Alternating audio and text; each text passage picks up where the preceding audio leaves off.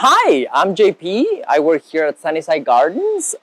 It's that beautiful time of the year where spring is coming and we can already feel all the elements. We like to make these spring baskets.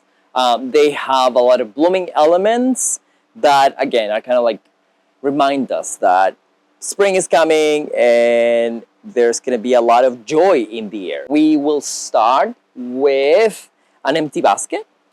We like to fill up with soil. We use some regular potting mix. It's all good.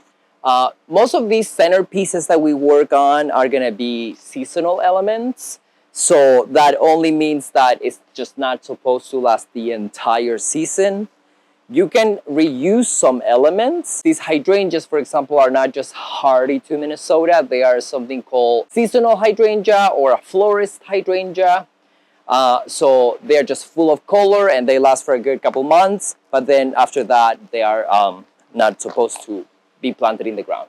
We always try to connect with like what's the best front of the plant. In this case, it's going to be that one for me. And we try to be as careful as possible, and we will be adding these there somewhat in the middle.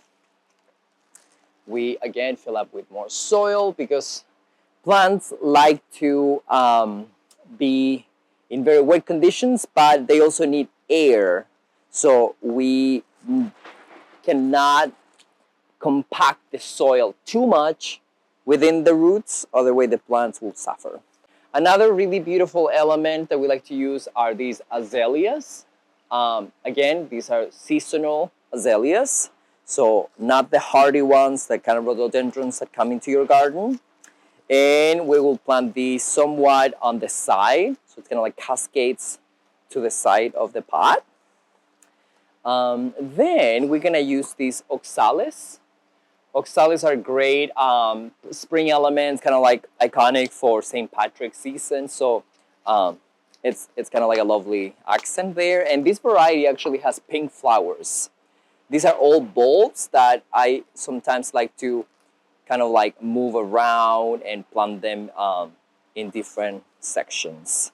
So in this case, gonna be kind of like facing forward to act as a fan. I'm gonna move one flower back there so we have more room.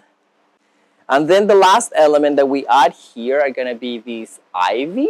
This is a variegated ivy. We will be planting these on the side here. The whole idea is to kind of like create the illusion that the plant has been growing there for a while, so it's kind of taking over. Gonna put more soil between the plants that we just put in this basket.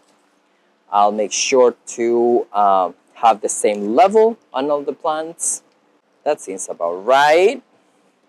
Something else that we like to do is to not see the soil.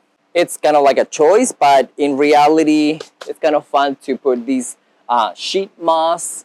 This one has been dyed green, so stays green as the season goes. And we just use it as kind of like a ground cover.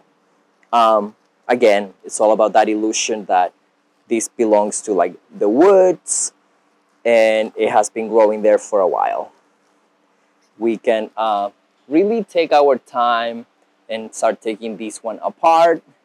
You can do this into your house plants or other centerpieces. It's like a really fun element to play with. We always like to use colorful accents. In this case, we're gonna finish this basket with a little bow that kind of like, again, screaming spring is coming. And it can also be like a nice element for Easter, you know, for like as a nice little gift. And that's it. That's a seasonal spring basket.